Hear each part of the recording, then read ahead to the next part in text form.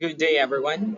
I am Christian Angelo S. Alcala, and for today I am going to discuss or report about this literary lens called formalism.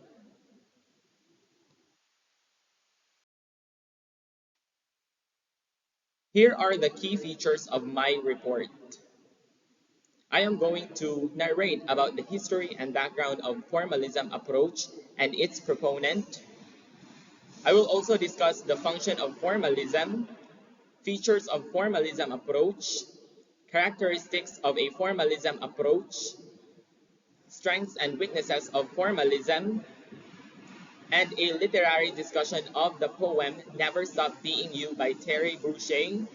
And also, I am going to tell to you the guided questions for formalism lens.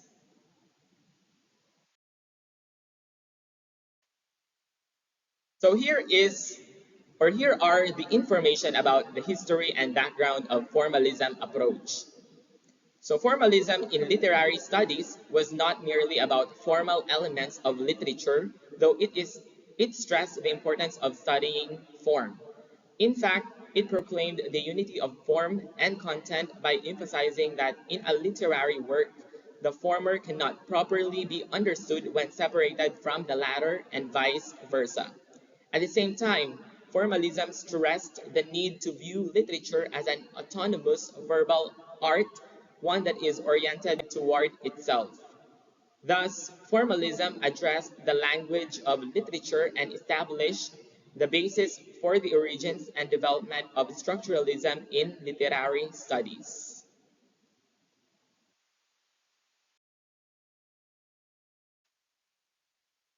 In Poland, the beginning of formalist ideas dates back to as early as the period 1911 to 1914 when Kazimierz Wojcicki, the founder of Polish formalism, wrote his first works on literary scholarship.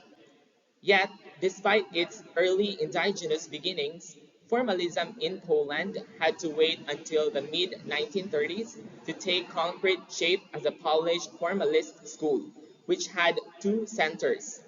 These are Warsaw and Wilno, present-day Vilnius, Lithuania, highly indebted to Russian formalism, which by 1930 had already been suppressed by Stalinist pressures. The school was formed by Manfred Friedel, who integrated the movement by drawing together his own students from the University of Wilno, notably Maria Renata Mayenova, Maria Zuzkwa, and Zisula Gorzylski, I hope I have pronounced their names, and some other students from the University of Warsaw, including Kazimierz Budzik, Dawid Popenstan, and Franciszek Sidlicki.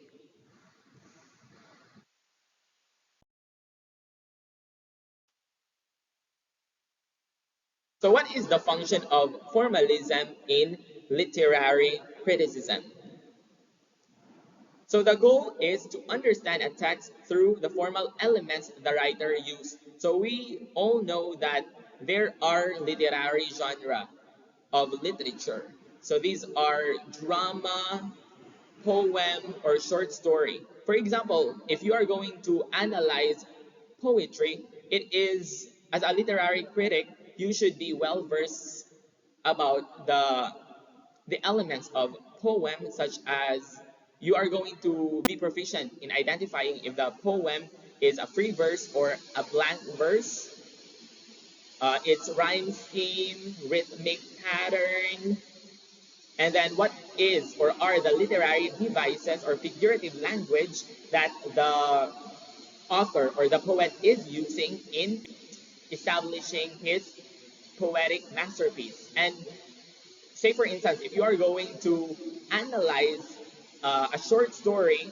you should be well versed or you should be acquainted to its element. So what are the elements of short story? The elements of short stories are the character, point of view, setting, conflict, what else?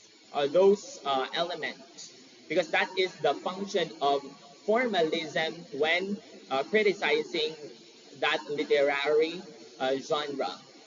Then formalism ignores the cultural influences that might have changed the way a writer did something. So the formalist approach doesn't focus on that.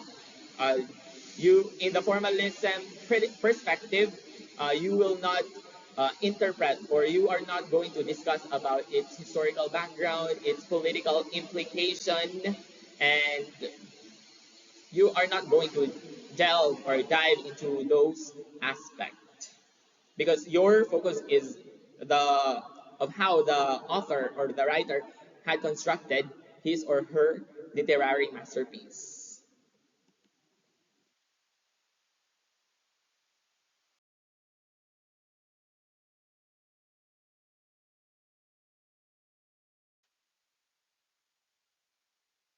What are the features of formalism approach?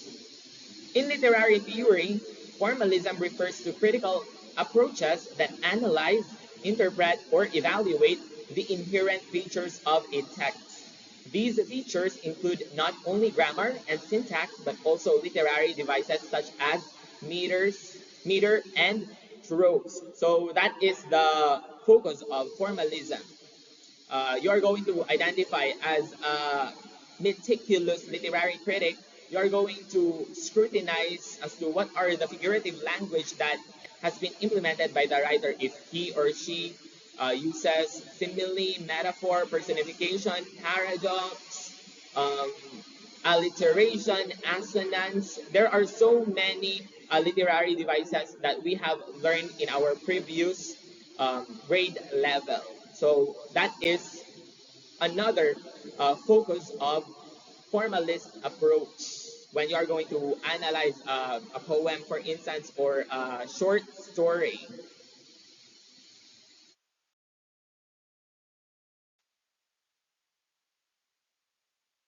What are the characteristics of a formalism approach? Formalism is an object-centered theory of critical approach to literature.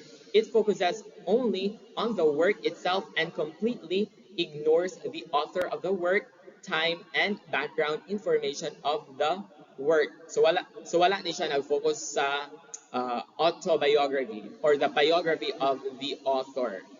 Again, the focus of formalism is it's how the writer construct his poem or his short story. As what I have told you earlier, if you will analyze a poem, you're going to determine as to, say for instance, if the poem has two lines in a stanza, we can call that couplet. Or if a stanza consists of four lines, so we can determine that that poetic stanza is a quatrain. So that's the primary focus of formalist approach. Information of the work and the audience's feeling or perception about the work. So the formalism doesn't focus on that.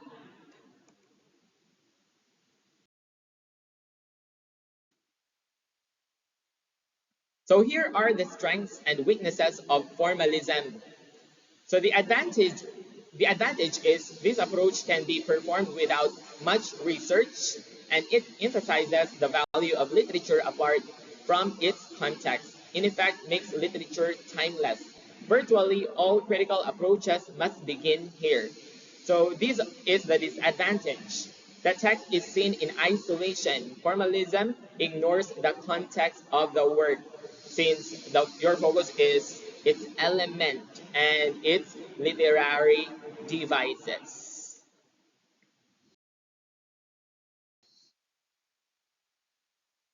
In order for us to understand about how we could work on a literary analysis through using the formalist lens, we are going to exploit this magnificent literary art of this featured poet.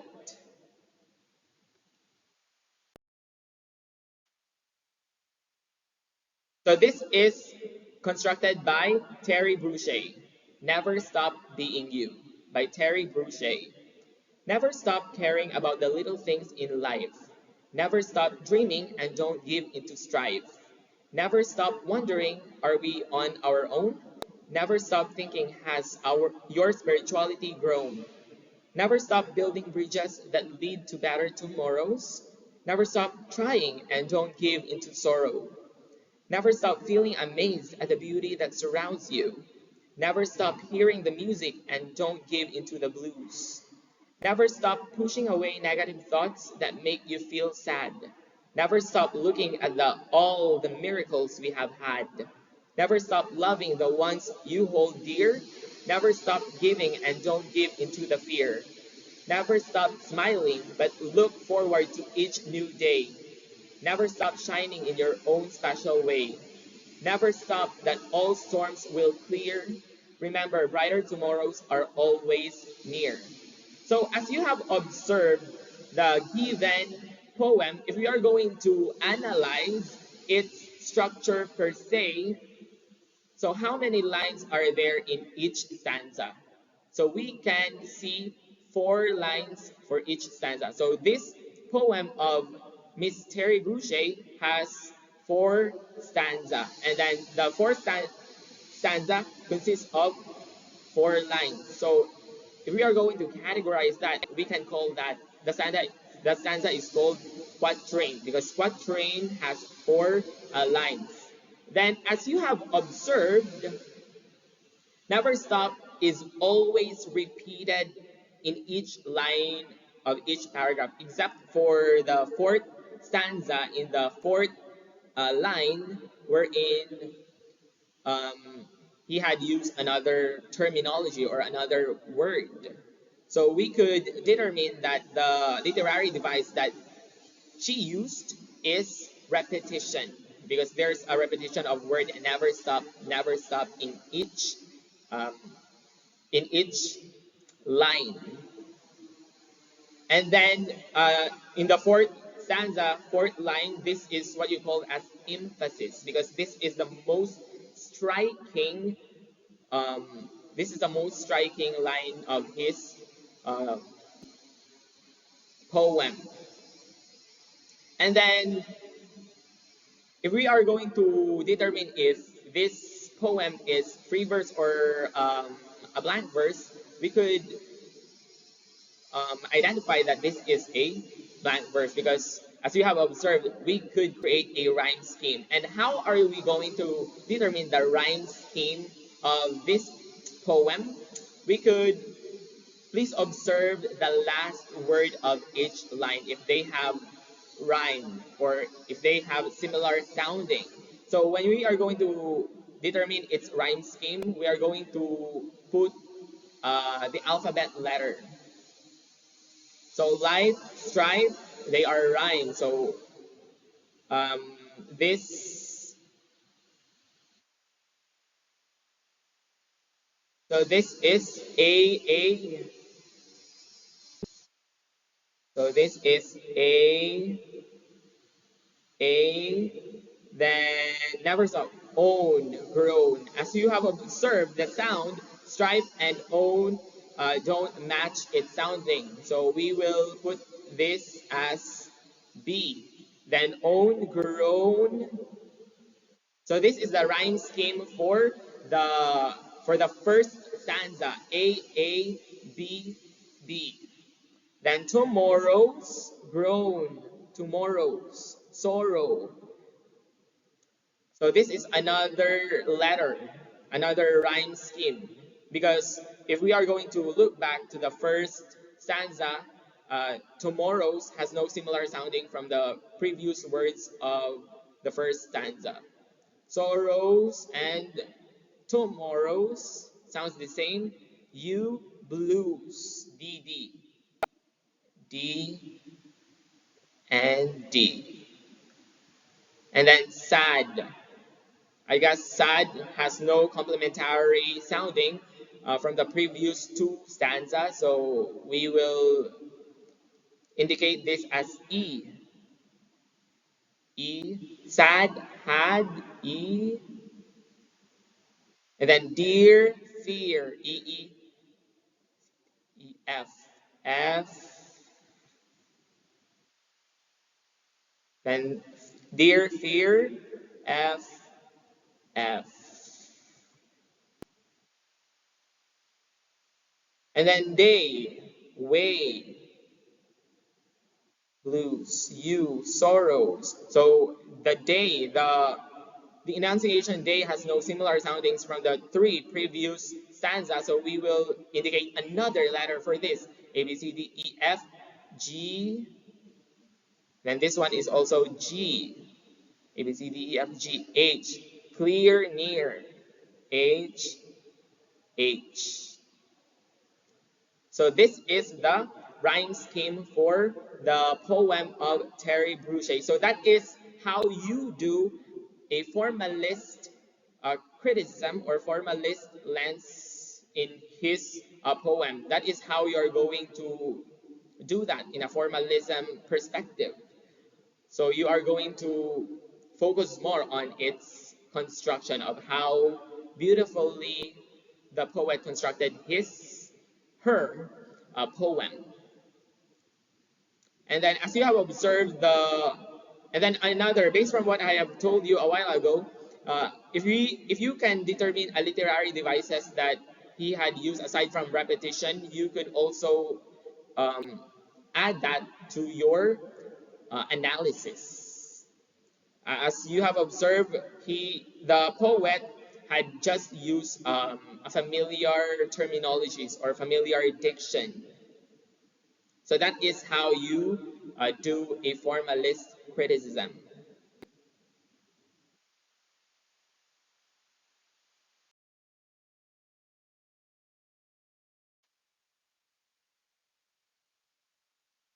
And then let me introduce to you also the guided questions that you may use when analyzing a literary text through the formalist perspective. So you can utilize this. How does the work use imagery to develop its own symbol? For example, making a certain road stand for death by constant association. What is the quality of the work's organic unity? When we say organic unity, for example, if you will analyze a short story, so you will criticize as to what are the characters of the story, the character, the setting, the point of view, the conflict, the plot. So those are the how do you comment on the utilization of those elements by the writer? The working together of all the parts to make an inseparable whole. In other words, does the work is put together reflect what it is? Then how are the various parts of the work interconnected? Then how do paradox, irony, ambiguity, and tension work in the text? How do these parts and their collective whole contribute to or not contribute to the aesthetic quality of the work? How does the author resolve apparent contradiction within the work? What does the form of the work say about its content? Is there a central or focal passage that can be said to sum up the entirety of the work? Since in a story, for instance, there is a literary element called theme in a short story. So that is also the aspect that you will consider. And also, how do the rhythms and or rhyme schemes of a poem contribute to the meaning or effect of the piece?